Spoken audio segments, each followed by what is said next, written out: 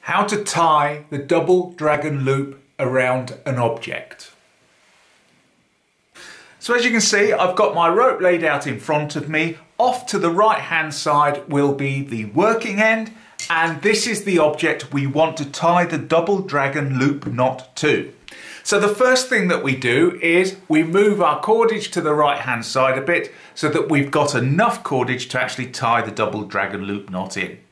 Once we've done that, we then get hold of our cordage and we then form a loop just by turning it between our thumb and finger here, and we form a loop at the left hand side here. So let's just bring that into view. So I've got a loop here now where it goes round underneath itself, around here, over the top and off to the working end.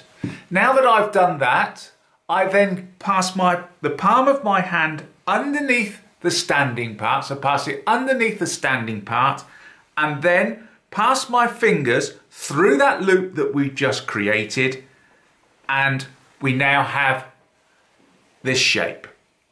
The working end, we get hold of that, and this is now where we form the loop of our double dragon loop knot and put it around the object we want to tie it to. Once we've done that, we then take the working end, and that working end is then passed down. So it's passed down here parallel to where this one comes up from the standing part. So pass it down through there, bring it down underneath and pull it through, and you can now control the size of the loop that you want at this point here.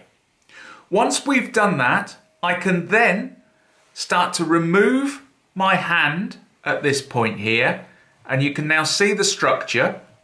And then once I've done that, I then take the working end and I bring it around over the top of those two there, take it around, pass it through underneath at this point here. So it goes on the left hand side, comes out on the right hand side.